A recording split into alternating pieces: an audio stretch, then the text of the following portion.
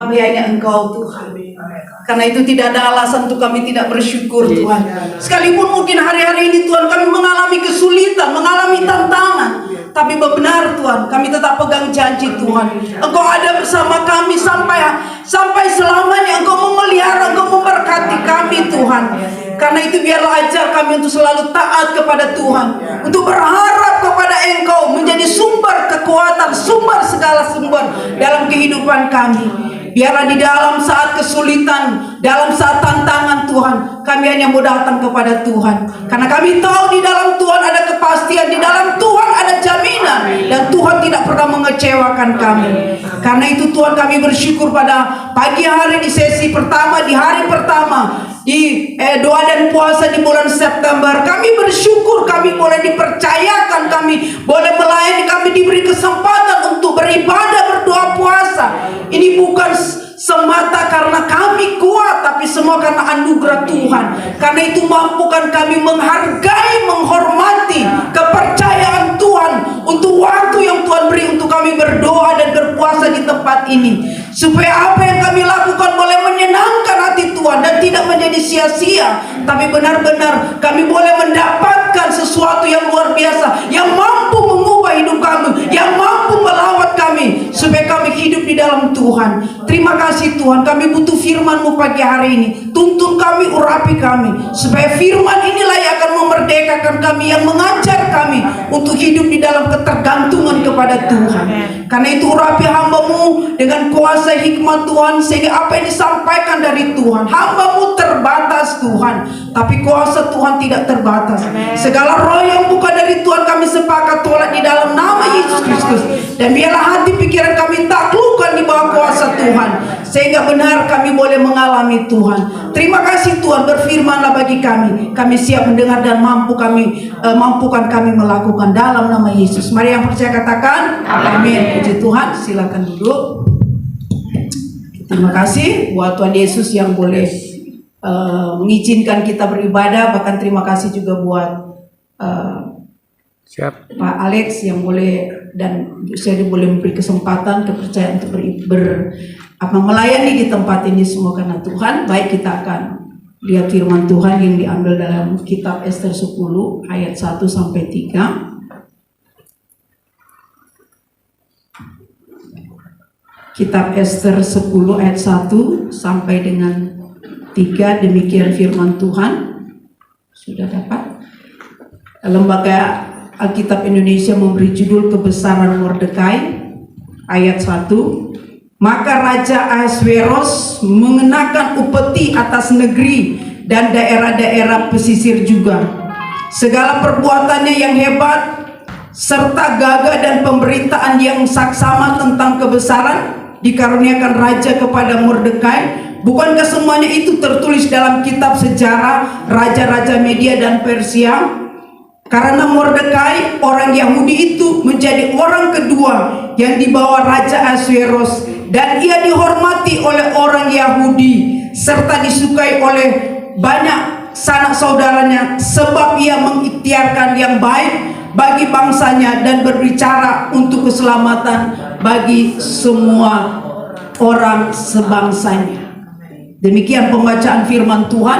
Ayat 3 ini yang menjadi tema atau menjadi konsentrasi kita dalam firman Tuhan. Dikatakan bahwa Mordekai menjadi orang kedua, dia dihormati dan disukai oleh banyak atau oleh saudara-saudaranya. Dia dihormati, disukai oleh karena apa? Di situ dikatakan dia sebagai pejabat orang kedua di kerajaan Ahasveros. Jadi memang ini bangsa Yahudi ini ada di kerajaan Susan. Jadi Susan ini ibu kota dari Persia, dan kita tahu bahwa bangsa Israel ini bangsa yang dibuang kepada Babel, dan Babel yang menawan, yang menjajah bangsa Israel. Dan kemudian beberapa tahun kemudian kerajaan Babel ini juga dijajah atau ditaklukkan oleh kerajaan Persia dan ibu kotanya Susan, sehingga orang Israel juga dibawa kepada kerajaan Ahasveros atau dibawa ke Persia. dalam hal ini di kota Susan, sehingga bangsa Israel ini menjadi tawanan atau dijajah, dikuasai oleh bangsa Persia di bawah pimpinan Ahasveros. Jadi bangsa Israel pada saat itu memang ada beberapa kloter yang sudah dikembalikan kepada Yerusalem, ke tanah airnya, yaitu kloter pertama dipimpin oleh Zerubabel dan kloter kedua dipimpin oleh Ezra. Dan yang ada ini di kerajaan Susan ini, atau ada di kerajaan Ahasveros ini, adalah sisa bangsa Israel. Dan kita tahu bersama bahwa bangsa Israel pada zaman itu terancam, sehingga apa yang terjadi? Ahasveros atau kerajaan Ahasveros melakukan satu keputusan, mengeluarkan keputusan untuk menghancurkan, untuk membinasakan sisa Israel yang ada di kerajaan Susan atau ada di Persia saat itu. Sehingga terancamlah jiwa atau keselamatan daripada bangsa Yahudi di saat itu. Sehingga dikatakan di sini bahwa Mordekai adalah pejabat nomor 2 di kerajaan Ahasveros. Sehingga di situ disebut, dikatakan dia orang penting. Jadi Mordekai ini menjadi orang penting bukan karena dia sebagai pejabat. Dia sebagai orang penting bukan karena dia sebagai perdana menteri atau orang kedua di kerajaan Persia pada waktu itu. Dia menjadi orang penting sehingga dikatakan dia disukai, dia dihormati oleh bangsanya sendiri, bukan karena dia pejabat, bukan karena dia orang penting, tapi dia menjadi penting bagi orang Yahudi sehingga dia dihormati. Kenapa disebut di sini menjadi orang penting di sana? Karena di sini dikatakan bahwa Mordekai ini mengikhtiarkan, dia bilang mengikhtiarkan apa? Keselamatan, kesejahteraan bangsanya. Di situ dikatakan Yahudi serta disukai oleh banyak saudara sebab dia mengikhtiarkan yang baik bagi bangsanya. Inilah yang menjadi penting bagi orang Israel untuk kehidupan Mordekai, sehingga dia menjadi penting. Dia memiliki jabatan itu karena apa? Dia mengusahakan dengan sungguh-sungguh untuk keselamatan, untuk kesejahteraan bangsa Yahudi yang saat itu kita tahu bersama bagaimana Haman dengan segala rekayasa jahat mengusulkan kepada kerajaan untuk membuat satu keputusan supaya bangsa Israel dimusnahkan. Kenapa? Karena dia sakit hati dengan ulah daripada Mordekai yang tidak menghormati dia sebagai orang penting di sana. Dan memang ada keputusan setiap orang harus menghormati Haman sebagai pemimpin perdana menteri, tapi Mordekai tidak melakukan hal itu. Bukan dia tidak menghormati Haman, tapi dia memiliki prinsip iman bahwa yang harus disembah, yang hanya patut disembah adalah Tuhan, sehingga dia tidak melakukan hal ini. Dan itulah yang menjadi ancaman bagi bangsa Israel pada saat itu. Dia akan dibunuh, sehingga dikatakan Mordekai berusaha untuk apa? Mengikhtiarkan keselamatan, kesejahteraan bagi bangsa Yahudi. Sehingga inilah yang membuat dia jadi penting. Inilah dia yang memiliki kekuasaan. Jadi ketika Mordekai memiliki otoritas, memiliki jabatan kekuasaan, dia bukan untuk kepentingan diri.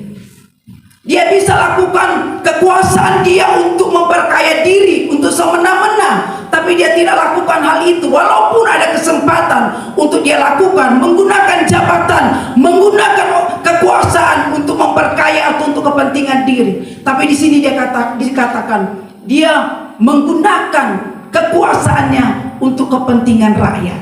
Dia menggunakan otoritas jabatannya untuk kepentingan rakyat. Beda dengan orang sekarang. Ketika dia memiliki kekuasaan, memiliki jabatan, kekuasaan itulah yang membawa dia untuk mencari kepentingan. Ketika dia sudah berada dalam posisi yang strategis, dia menggunakan kesempatan kekuasaan untuk kepentingan, untuk memperkaya diri sendiri. Susah untuk mendapatkan orang-orang seperti itu di tengah bangsa, pemimpin-pemimpin yang memiliki karakter yang memperhatikan kesejahteraan rakyat. Ini yang dilakukan oleh Mordekai. Memang tidak mudah untuk mencari orang atau pejabat, pemimpin yang memiliki otoritas, integritas yang benar-benar berjuang untuk kepentingan rakyat. Bukankah tidak sedikit ketika kita sudah ada di dalam posisi yang bagus, memiliki jabatan, kedudukan, terkadang kedudukan itulah yang kita gunakan sebagai kendaraan kita untuk kita mencapai tujuan, untuk memperkaya diri dan sebagainya. Tapi inilah yang menjadi penting bagi orang Yahudi, yaitu Mordekai, karena dia mengikhtiarkan hal yang baik, berjuang untuk kesejahteraan rakyat Yahudi, sehingga ia disukai dan dihormati. Saya pastikan semua kita ingin disukai. Saya pastikan kita semua menjadi orang yang ingin dihormati. Bukan berarti orang gila hormat, tapi kita mau kita orang-orang yang benar-benar mendapat respect dari orang. Tapi bagaimana kita mendapat penghormatan, menjadi orang yang disukai, bukan berarti kita gila hormat, tapi tentu dengan cara yang benar, cara yang elegan, yang benar, berjuang untuk rakyat, bukan untuk pencitraan, bukan cari muka dan sebagainya. Jadi tema firman Tuhan kita pada pagi hari ini adalah tinggalkan nama baik. Semua kita punya kerinduan untuk meninggalkan nama baik ketika kelak kita suatu saat akan tinggalkan dunia ini. Apa yang kita keluar, apa yang kita tinggalkan? Bukankah kita melihat kalau seorang pahlawan dia meninggalkan hal yang baik sehingga ada prasasti, ada monumen, artinya mengapa? Mengingatkan atau menjadi peringatan bahwa dia pernah melakukan ini untuk apa? Mengingat kebaikan-kebaikan atau jasa-jasa dia untuk bangsa. Demikian juga kita. Apa yang kita harus tinggalkan bagi anak cucu, bagi keluarga, bagi bangsa, bagi gereja. Karena itu mari kita miliki sikap kehidupan, nilai-nilai yang bisa dibanggakan, yang bisa kita tinggalkan bagi keluarga kita. Karena itu tema pada hari ini adalah tinggalkan nama baik. Seperti ada pepatah katakan, harimau mati meninggalkan belang, gajah mati meninggalkan apa? Gading. Manusia mati apa? Meninggalkan nama. Jadi kita tinggalkan nama apa? Nama baik. Jadi orang yang berjasa melakukan kebajikan selalu dikenang oleh orang banyak. Ketika kita melakukan, orang akan kenang. Jangan ketika kita meninggal atau orang bilang, oh si A meninggal. Siapa? Oh si A. Oh yang benar. Oh berarti kan kalau itu tak perlu tanda tanya kan? Oh itu kan berarti konotasinya negatif. Tapi kalau orang bilang siapa yang meninggal? Si B. Kasihan. Berarti kasihan itu kan karena ada hal-hal yang baik yang memberi kesan yang baik sehingga rasa kasihan, merasa kehilangan. Tapi jangan ketika kita meninggal, orang bilang meninggal ini siapa?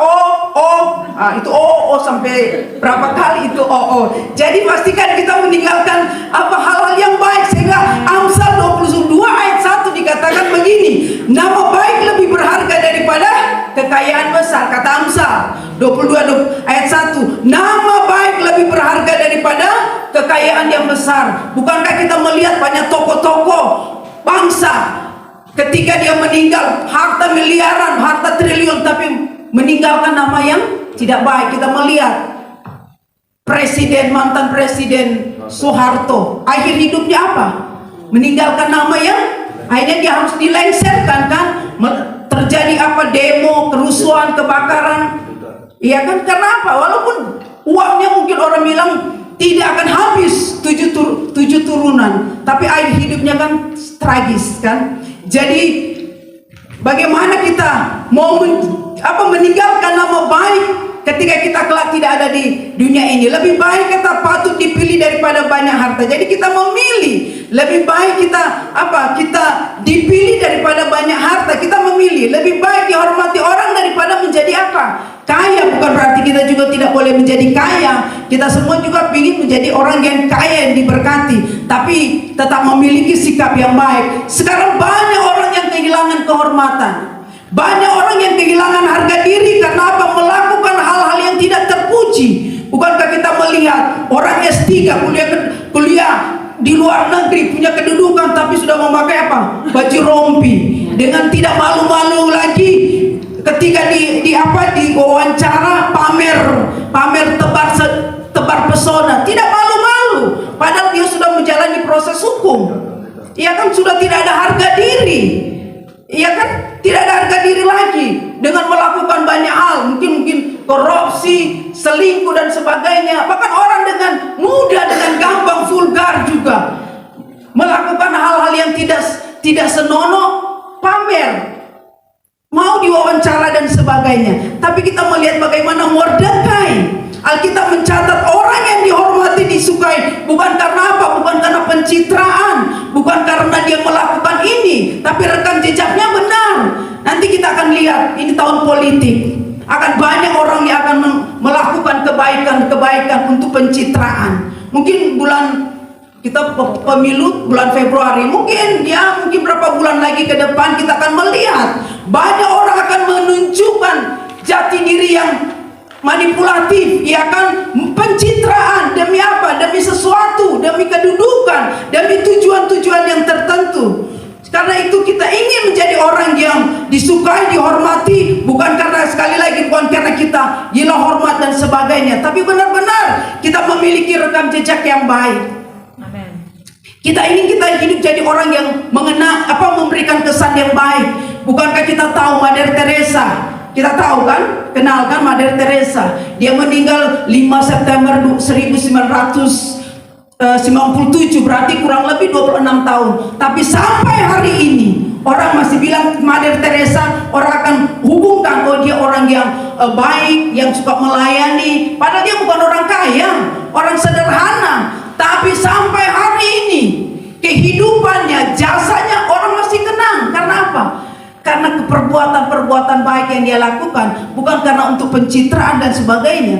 Saya berpikir semalam, kalau mungkin waktu itu sudah ada seperti sekarang media sosial, sudah ada YouTube channel, mungkin dia bisa dapat pengikutnya, followernya jutaan, ya kan, karena seluruh dunia bisa mengikuti dia. Mungkin dia paling orang top yang mendapat follower yang paling tinggi, subscriber yang paling tinggi. Jadi biarlah kita memiliki nilai-nilai kehidupan yang baik. Jadi tema kita adalah tinggalkan nama baik. Bagaimana kita meninggalkan nama baik? Ada satu, jadilah orang yang melakukan kebaikan. Jadi bagaimana kita mau meninggalkan nama baik? Jadilah orang yang melakukan kebaikan. Melakukan kebaikan bukan berarti kita dilihat orang saleh, kita dilihat orang baik, atau kita melakukan kebaikan karena ada udang di balik batu. Tidak seperti itu. Tapi kita benar melakukan kebaikan benar-benar dengan ketulusan. Bukan kita melakukan memberi ini, memberi itu, memperdaya orang, menguasai orang, tidak. Tapi melakukan kebaikan adalah tujuan yang mulia, sebagaimana Tuhan anjurkan kepada kita, supaya kita melakukan peduli dengan orang-orang yang ada di sekitar kita yang membutuhkan pertolongan. Kita menjadi orang-orang yang baik, yang mendorong orang untuk berada di puncak dalam keberhasilan, mendorong orang untuk berada di tempat sebagaimana mestinya. Jadi tetaplah mengerjakan kebaikan sekalipun kita melakukan kebaikan tidak mendapatkan penghormatan, tidak dihargai kebaikan dan pengorbanan kita. Sekalipun tidak ada orang yang lihat, tidak ada orang yang memberi apresiasi, tapi tetap ingat, Tuhan akan memperhitungkan. Tuhan mencatat. Orang tidak melihat, manusia tidak melihat apa yang kita lakukan, tapi sekecil apapun yang kita lakukan, Tuhan tidak akan lupakan semua tercatat. Tuhan perhitungkan. Karena itu tetaplah lakukan kebaikan untuk kemuliaan bagi Tuhan. Jadi untuk kebaikan, tujuan mulia, Tuhan pasti catat. Tidak ada yang tidak dicatat. Karena firman Tuhan katakan di dalam Galatia 6 ayat 9, jangan cemu-cemu berbuat baik. Apabila sudah datang waktunya, kita akan menuai, asal tidak menjadi lemah. Jadi jangan cemu-cemu, jangan berhenti untuk berbuat baik. Sekalipun memang berbuat baik itu tidak mudah. Orang yang suka melakukan kebaikan adalah orang yang tidak suka hitung-hitungan, tidak suka mengeluh, tetapi terus melakukan kebaikan. Kalau orang punya hati nurani, punya belas kasih, dia tidak akan perhitungkan, tidak akan mengeluh. Jangan lagi, kemarin kita sudah kasih ini, kok sekarang ini lagi, kok kemarin kita sudah beri ini, kok ini lagi. Kan kadang-kadang begitu kita. Baru kemarin kita kasih ini, kok minta lagi. Tapi saya percaya orang yang sungguh-sungguh, orang yang baik, yang mau meninggalkan nama baik, maka dia akan melakukan kebaikan dengan tidak hitung-hitungan, tidak akan mengeluh. Tapi ingat juga ketika kita melakukan kebaikan juga harus apa? Harus lihat juga berhikmat. Jangan kita hantam promo, jangan juga kita jor-joran tanpa perhitungan, dalam arti bukan perhitungan apa, tapi lihat, berdoa apa ini benar. Atau jangan orang, kadang-kala orang memanfaat kita, orang memperdaya kita, tetapi tetaplah berbuat baik, melakukan untuk diri sendiri. Jadi kita lakukan kebaikan bukan untuk orang lain, tetapi juga untuk diri kita sendiri, ya kan, untuk kebaikan untuk diri kita sendiri. Demikian juga kita melakukan hal yang jahat, sama juga kita melakukan untuk diri sendiri. Jadi teruslah berbuat baik, meskipun kita kadang-kala melakukan kebaikan, dibully, diejek, dihina, ya kan, dan sebagainya. Orang akan bilang kita dikatakan sok suci, sok pamer, sok baik, dan sebagainya. Karena apa? Karena mereka mungkin tidak mau kita melakukan hal itu. Mungkin mereka mau, hanya mereka yang mau melakukan. Jadi jangan peduli dengan kata orang ketika kita mau melakukan kebaikan. Orang tulus, orang yang baik hati, rela melepaskan kepentingan diri demi kepentingan Tuhan. Kita belajar bagaimana dengan Mordekai. Dia rela melepaskan kepentingan diri untuk kepentingan rakyat Yahudi, untuk keselamatan, untuk kesejahteraan rakyat. Itulah pemimpin sejati. Ketika dia berkuasa, tidak lagi memikirkan diri, tapi memikirkan rakyat. Karena firman Tuhan bilang kan, orang yang di mana ada kepentingan pribadi, di sana pasti ada kekacauan, ada keributan. Karena kita mengabaikan kepentingan rakyat. Tapi orang yang memperhatikan kepentingan rakyat, kepentingan umum, kepentingan orang lain, justru dia kadang mengabaikan kepentingan diri sendiri. Jadi masihkah kita mau berbuat baik sementara orang semakin cinta diri sendiri? Apakah kita tetap berbuat baik walaupun orang hari-hari ini orang menjadi egois, mementingkan diri sendiri? Bukankah dunia akan menuju ke sana? Dunia akan menuju kepada orang yang akan menjadi orang yang cinta diri sendiri, menjadi egois, tidak peduli dengan orang lain. Tapi firman Tuhan katakan, Galatia 6 ayat 10, selama masih ada kesempatan bagi kita, marilah kita berbuat baik. Amen. Selama ada kesempatan, selama kita masih diizinkan Tuhan, tetaplah berbuat baik kepada orang-orang, terutama kata firman Tuhan, kepada orang yang seiman. Amen. Jadi memang tidak banyak orang memiliki kekuatan untuk melakukan kebaikan seperti Mordekai. Tidak banyak orang memiliki kemampuan untuk melakukan hal ini seperti Mordekai. Demikian juga kita melihat di tengah-tengah bangsa kita. Tidak banyak orang memiliki kekuatan untuk melakukan kebaikan demi rakyat. Mungkin kalau sekarang ini orang mungkin menilai Jokowi mungkin seperti itu, bekerja untuk rakyat. Padahal ada kesempatan dia untuk bisa memperkaya diri, ada kesempatan dia bisa menggunakan fasilitas negara untuk kepentingan anak-anak. Apalagi anak-anaknya kan bisnismen semua. Bisa saja dia gunakan kekuasaannya untuk memberi tender, memberi proyek kepada anak-anak, tapi dia tidak melakukan hal itu. Karena apa? Dia hanya lakukan untuk kepentingan rakyat.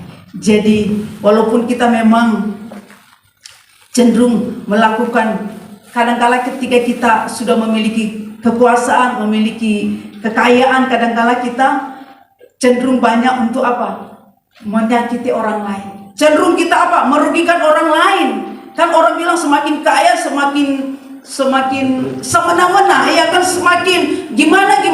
Sehingga biarlah firman ini mengingatkan kita, semakin kita diberkati, semakin kepedulian kita, semakin sadar tingkat kepedulian, tingkat kebaikan kita semakin tinggi untuk kita berbagi dengan orang-orang yang membutuhkan kita. Karena ini memang hari akhir zaman ini memang akan didorong kita menjadi orang yang cinta uang, serakah. Pokoknya aku, saya dulu, yang lain belakangan. Memang di dalam diri kita, tapi ingat, di dalam diri kita ini ada benih ilahi, ada potensi ilahi untuk kita melakukan kebaikan. Jangan bilang, oh saya nggak bisa melakukan kebaikan. Untuk melakukan kebaikan tidak tunggu kaya dulu. Untuk kita berbuat sesuatu, kita peduli dengan orang lain. Untuk kaya dulu atau banyak uang dulu atau segala sesuatu dulu. Bisa lakukan apa yang bisa kita lakukan. Sebesar apapun, kita tidak diharuskan melakukan sebesar apa atau seberapa kita lakukan bagi orang lain, tapi Tuhan Tuhan mau seberapa mau kita melakukan hal itu untuk orang lain, untuk sesama, dan untuk Tuhan. Tuhan tidak menuntut kok. Tuhan tidak menuntut kita melakukan di luar kemampuan kita, tapi Tuhan menuntut kita melakukan di mana kita mampu untuk mengerjakan itu. Jadi jangan kita tunggu waktu untuk berbuat sesuatu, tapi lakukanlah apa yang bisa kita lakukan hari ini. Kemampuan untuk kita berbuat, lakukanlah. Belajarlah melakukan hal-hal yang kecil, maka Tuhan akan memperluas kapasitas kita. Tuhan akan memampukan kita akan melakukan hal-hal yang lebih besar lagi, yang lebih luar biasa lagi ketika kita belajar dari hal-hal yang kecil. Kalau kita lakukan hal yang besar tidak akan mungkin, tapi belajar dari hal-hal yang kecil. Jadi seperti Mother Teresa katakan, jika kita tidak bisa melakukan hal yang besar, tapi lakukanlah hal yang kecil dengan kasih, kata Mother Teresa. Jika hari ini kita tidak bisa melakukan hal yang besar, lakukanlah hal yang kecil dengan kasih yang besar. Kalau kita tidak bisa memberi makan 100 orang, tapi lakukanlah 1 orang kita bisa beri makan. Jadi kalau kita tidak bisa beri makan 100 orang, berilah 1 orang makan, sehingga dengan demikian kita bisa melakukan kebaikan. Memang tidak mudah sukar untuk kita melakukan kebaikan. Bahkan kebaikan yang kita lakukan dibalas kejahatan, ya kan? Kadang-kadang kita sudah lakukan yang terbaik buat orang, buat tetangga, buat teman sendiri, mereka balas dengan kejahatan. Bahkan ketika kita menolong orang, dia menipu kita. Ketika kita menolong sahabat, membantu kita, dia hianati kita, ya kan? Ketika kita memberikan pertolongan bagi teman, keluarga, atau siapapun, dia colong barang kita, dia curi barang kita, iya kan? Dia jelek-jelekin kita. Bukankah kita tidak sedikit kita mengalami hal itu? Kita sudah melakukan kebaikan. Bahkan kita lakukan kebaikan bukan di saat kita sedang dalam keadaan mampu. Bahkan di saat pas-pasan kita menolong orang, nggak tahu dia jelek-jelekin kita, iya kan? Bahkan dia hianati kita, tetapi jadilah orang yang terus menabur kebaikan. Amen. Sekalipun memang kebaikan tidak selamanya dibalas dengan kebaikan, tetaplah menabur kebaikan dengan kasih. Walaupun memang kenyataan dunia ini kebaikan tidak dibalas dengan kebaikan, selama kita berharap balasan dari manusia, pasti kita akan kecewa. Kadang-kadang kita memberi kebaikan kepada orang, kita menuntut orang itu akan membalas. Ketika kita berharap kepada manusia, kita pasti akan kecewa. Kita punya konsep, ketika kita berikan si A, kita mengharapkan dia akan membalas kepada kita. Tidak. Kadang-kadang cara Tuhan, konsep Tuhan berbeda. Kadang-kadang kita beri ke A, Tuhan balas dengan cara Tuhan, entah itu dari mana. Tapi selama kita berharap kepada manusia, kita pasti akan kecewa, sehingga menghambat kita untuk melakukan kebaikan. Jangan karena orang tidak membalas kebaikan kita menghambat atau merubah sikap kebaikan kita kepada orang lain, sehingga orang lain merubah hidup kita bukan menjadi lebih baik, tapi menjadi tidak baik. Karena itu tetaplah tabur benih kebaikan, benih kebenaran kepada orang-orang, sekalipun sekali lagi kita tidak mendapatkan balasan, tapi balasannya daripada Tuhan. Bukankah kita ketahui bersama, ketika kita tanam padi, benih padi kita tanam, terkadang tumbuh rumput liar. Iya kan, kita tanam padi tapi kadang ada benih rumput liar, ada ilalang yang tumbuh. Tapi coba kita tanam rumput liar, apakah ada kebaikan yang muncul? Tidak ada kan? Ketika kita tanam rumput liar, nggak ada kebaikan yang muncul, yang tumbuh. Tapi ketika kita menabur atau menanam benih kebaikan, selalu muncul, tumbuh keburukan. Karena apa? Memang itulah pekerjaan si jahat. Dia mau menghambat kita untuk menjadi orang yang lebih baik. Karena itu pastikan kita memiliki sikap nilai yang baik. Karena itu kehidupan kita ini memang berbuat bukan berarti selalu bertemu dengan orang baik. Ketika kita melakukan kebaikan, kadang tidak jaminan kita akan bertemu dengan orang-orang yang baik. Pada hari ini kita berbuat baik, kita akan dipertemukan kadang-kala dengan orang yang menjengkelkan, orang yang membuat kita marah. Jadi jangan punya konsep, kita sudah melakukan kebaikan, pasti Tuhan akan pertemukan dengan orang-orang yang baik. Tidak jaminan itu. Besok bisa kita bantu orang, kita bisa juga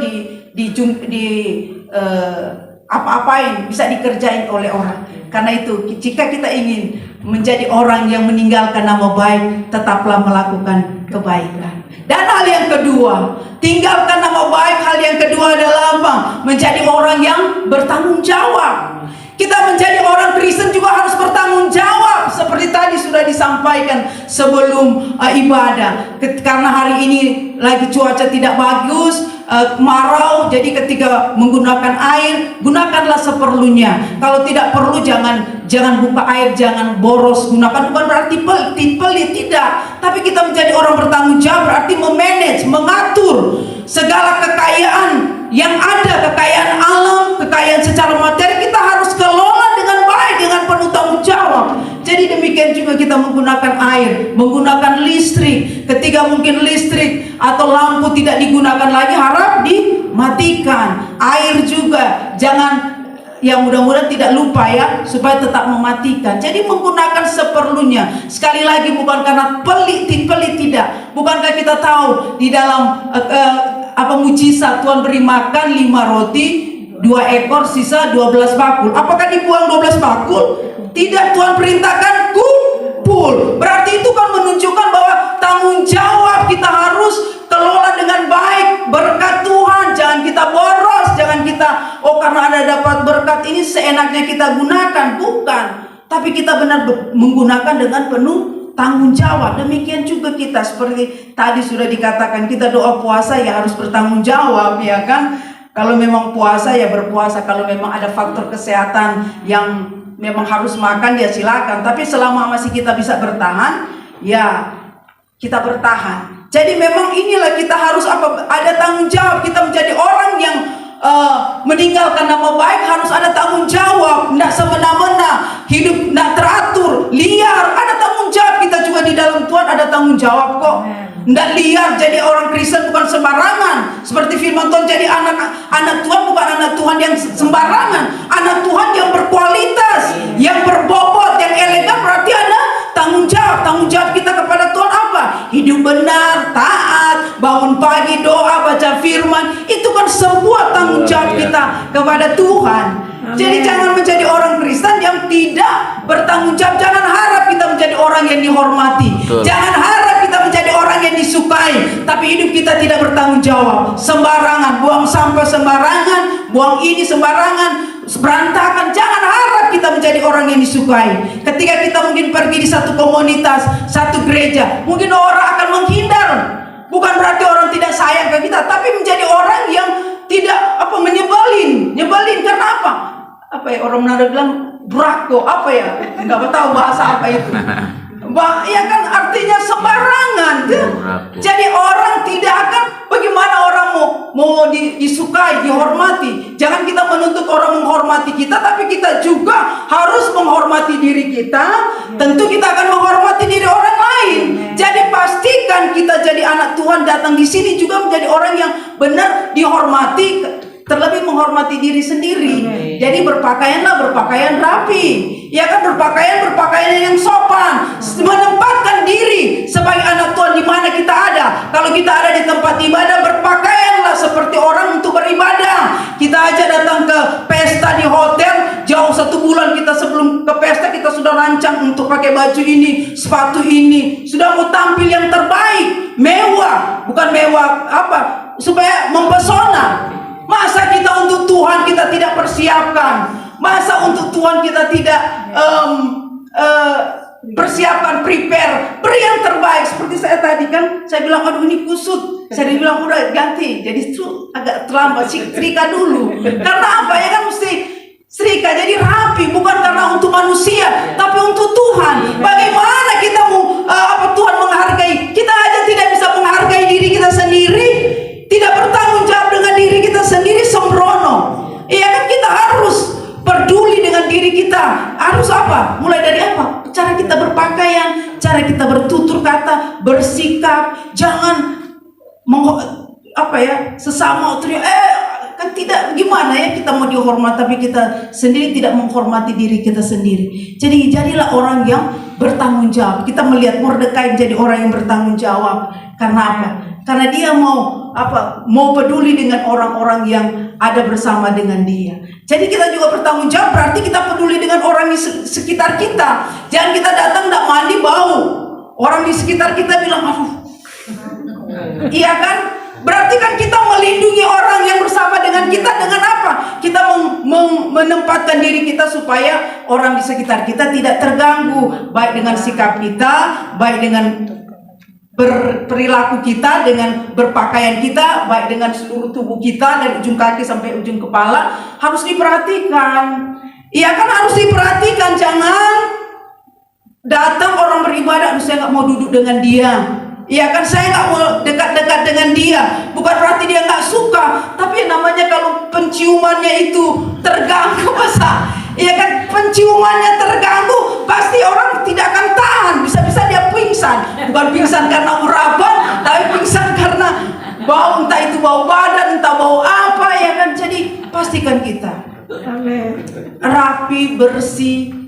Iya kan, bukan berarti mewah, bukan berarti mewah, tapi kita bersih. Ini kita lakukan sekali lagi untuk Tuhan, bukan untuk manusia. Sehingga ketika orang datang, wih enak di situ, tapi orangnya bersih, rapi, wangi, iya kan, wangi. Baik di ruang doa maupun di kamar juga harus wangi-wangi. Bukan berarti kita harus semprot, semprot parfum sana sini, enggak. Tapi dari perawatan badan, bukan harus pakai skincare ya.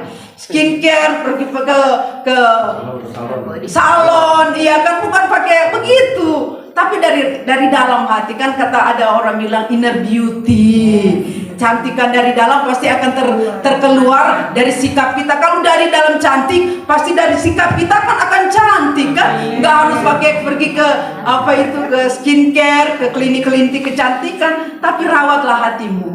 Iya kan? Rawatlah hatimu semanis mungkin, secantik mungkin, sehingga itu akan keluar dari aura. Walaupun muka kita pas-pasan, tapi kalau ada aura kecantikan dari luar, itu akan mendukung. Jangan udah dari luar juga tidak mendukung, ditambah dari hati juga tidak mendukung. Wah, makin hancur lah.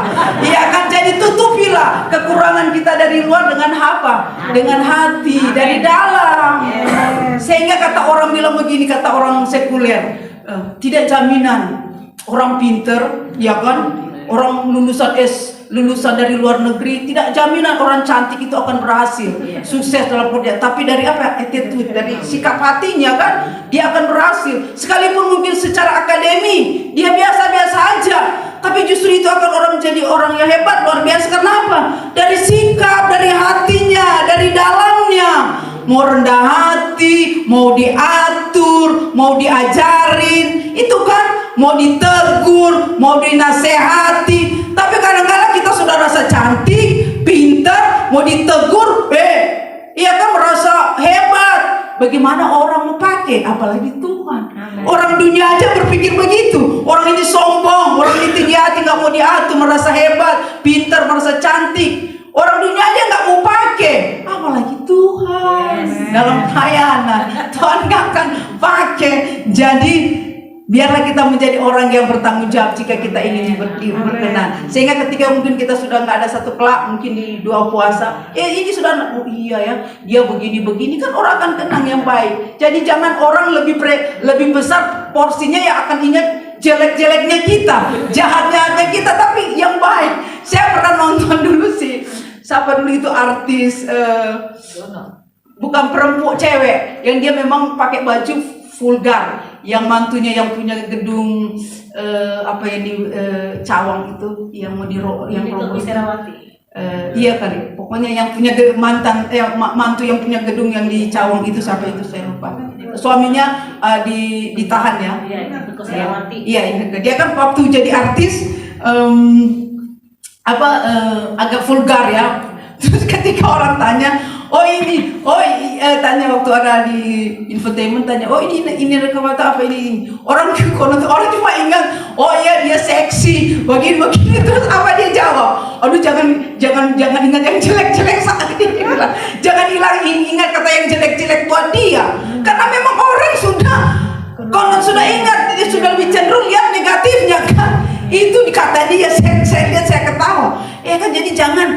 ketika kita sudah nggak ada di bawah puasa, memang sudah selesai tugas kita, nanti ketika mana si A ini, mana si Dina, sudah diangkat. Jangan yang negatif orang ingat, tapi Dina, Dina yang suka itu, yang suka WR, yang baik begini. Ya jangan nanti orang bilang, mana si Dina? Yang suka cuci baju ya.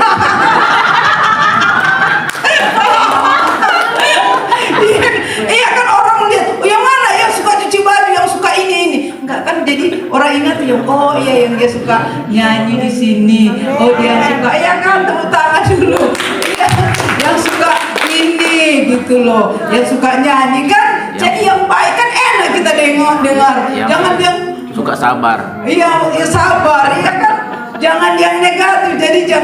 Jadi orang bertanggung jawab lah. Jadi orang yang bertanggung jawab, orang yang tidak mencari keuntungan, tidak memperkaya diri dan sebagainya karena waktunya. Dan yang ketiga, bagaimana kita meninggalkan nama baik, menjadi orang yang berani. 30 menit lagi. Berani ambil resiko. Jadilah orang yang berani mengambil resiko. Pasang badan, ya katanya. Sama seperti Mordekai, dia pasang badan. Waktu si Haman bilang mau dibunuh, itu ketetapan yang sudah dibuat oleh raja itu nggak bisa dibatalin, nggak bisa diganggu gugat lagi, kecuali bikin lagi keputusan lain. Tidak bisa. Sehingga apa?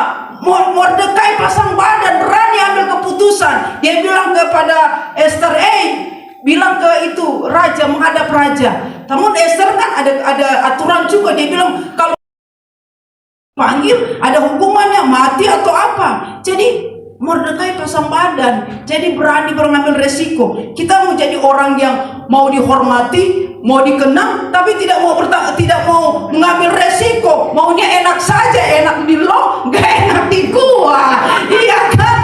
Masa begitu? Ada banyak orang begitu, maunya enak, mau disanjung, mau menjadi ini, mau jadi ketua, mau menjadi ini, tapi gak mau resikonya, gak mau tanggung akibatnya.